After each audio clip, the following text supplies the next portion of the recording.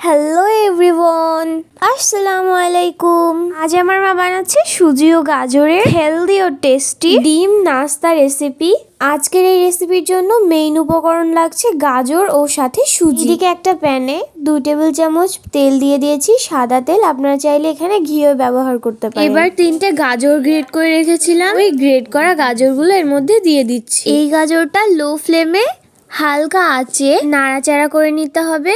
এই পর্যায়ে ফ্লেম কিন্তু একদমই বাড়ানো যাবে না। যদি গ্যাসের ফ্লেম হাইতে করে দেন সেক্ষেত্রে গাজরের রংটা চেঞ্জ হয়ে যাবে, গাজরটা পুড়ে যাবে, খেতে ভালো হবে না। এই জন্য লো ফ্লেমেই সমস্ত কাজটা করতে হবে। স্ক্রিনে যেমনটা দেখেছেন আমি পরিমাণ মতো নুন দিয়ে দিয়েছিলাম, তারপর একটু নেড়ে নিয়েছি। এরপর গাজরের রংটা যখন হালকা একটু চেঞ্জ হয়ে যাবে, গাজরটা সিদ্ধ হয়ে যাবে, সেই পর্যায়ে পরিমাণ মতো চিনি দিয়ে দিয়েছি। আমি এখানে 3 টেবিল চামচ পরিমাণ চিনি ব্যবহার করেছি। এরপর গাজরটা যখন নাড়তে নাড়তে একটু শুকিয়ে যাবে, এই পর্যায়ে ফ্লেভারের জন্য এখানে একটা এলাচের গুঁড়ো দিয়ে দিয়েছি। আরো কিছুক্ষণ নাড়াচাড়া করার পর এখানে 1 চামচ ঘি দিয়ে দিয়েছি। ঘিটা ব্যবহার করলে গাজরের এই স্মেলটা খুবই সুন্দর আসে। ঘিটা দিয়ে আরো একটু নাড়াচাড়া করে নিয়েছি। একটা পাত্রে সামান্য একটু পানি ও 1 চামচ ময়দা দিয়ে গুলে নিয়েছি। এবার এটা গাজরের মধ্যে দিয়ে দিয়েছি। গাজরের এই থকথকে ভাবটা কমানোর জন্য এটা ব্যবহার করা হয়েছে। এবার এটা ভালো করে নাড়তে হবে। গাজরটা নাড়া বন্ধ করলে নিচেটা পুড়ে যাওয়ার সম্ভাবনা থাকে। নাড়তে নাড়তে এক পর্যায়ে শুকিয়ে এইরকম একটু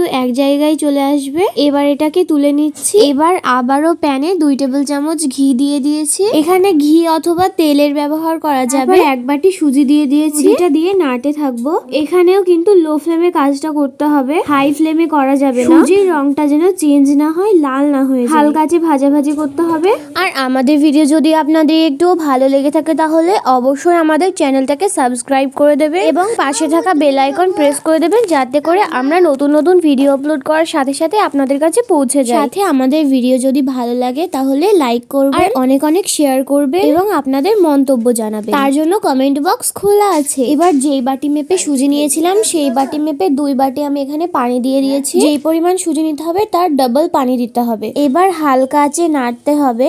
পানিটা দেওয়ার 2 মিনিট পরই সুজিটা সমস্ত পানি শুষে নেবে। এবার এখানে ফ্লেভারের জন্য এলাচ গুঁড়ো দিয়ে দিয়েছি আর দিয়ে দিয়েছি পরিমাণ মতো চিনি। এখানে আমার 3 টেবিল চামচ চিনি লেগেছে।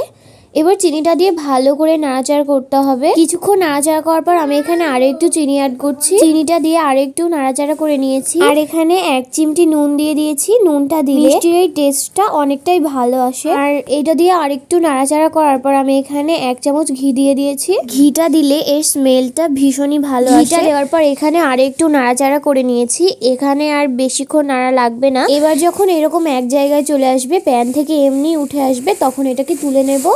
আর এটা তুলে ঠান্ডা করে নেব। সুজির মিশ্রণ আর গাজরের মিশ্রণটা যতক্ষণে ঠান্ডা হচ্ছে, এইদিকে আমি একটা ঘন দুধের মালাই তৈরি করে নিচ্ছি। তার জন্য লাগছে এখানে 300 গ্রাম দুধ। দুধের মধ্যে আমি একটা এলাচ গুঁড়ো দিয়ে দিয়েছি। তারপর কিছুক্ষণ নাড়াচাড়া করার পর আমি এখানে 1 চামচ ময়দা আর অল্প একটু পানি দিয়ে একটা ব্যাটার তৈরি করে নিয়েছি। এবার এই ব্যাটারটা দিয়ে দেবো এর মধ্যে, দিয়ে ভালো করে নাড়তে হবে। নাড়াচাড়া করার পর এটা যখন একটু ঘন হয়ে যাবে সেই পর্যায়ে নামিয়ে নেব। দেখলেন তো কত সুন্দর একটা ঘন দুধের মালাই তৈরি করে নিলাম। এইদিকে সুজি ও গাজরের মিশ্রণটা এমনিতেই ঠান্ডা হয়ে গিয়েছে। এবার একটু সুজির মিশ্রণ তুলে নিয়ে হাতের সাহায্যে এইভাবে গোল করে নিয়েছি। এবার এর মধ্যে অল্প একটু গাজরের মিশ্রণ দিয়ে এইভাবে চারিদিক থেকে তুলে নিয়ে মুখটা সিল করে দিতে হবে। তারপর হাতের সাহায্যে গোল করে এইভাবে একটা বল টাইপের তৈরি করে নিতে হবে। এবার আমি এখানে কিছু ডিমের মতো তৈরি করে নিয়েছি। এবার এটা আপনাদের কেটে দেখাচ্ছি কতটা সুন্দর হয়েছে, অনেকটা ডিমের মতোই লাগছে। আপনারা কিন্তু এইভাবেও খেতে পারেন, কিন্তু আমি এর স্বাদটা আরো একটু বাড়িয়ে দিতে চাচ্ছি। সেজন্য যে মালাইটা তৈরি করেছিলাম একটা প্লেটে সেই মালাইটা তুলে নিয়েছি। এবার এর ভিতর একটা একটা করে এই ডিম মিষ্টিগুলো দিয়ে দিচ্ছি।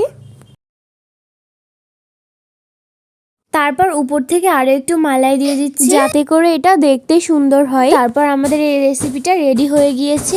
বাড়িতে মেহমান আসলে মেহমান আপ্যায়নে এটা আপনারা পরিবেশন করতে পারেন। আপনারা চাইলে এর উপরে ড্রাই ফ্রুটও দিয়ে দিতে পারেন। আমি এর উপর কিছু কিশমিশ দিয়ে দিচ্ছি। আর এটারই আরেকটা ডিফারেন্ট ডিজাইন করেছিলাম।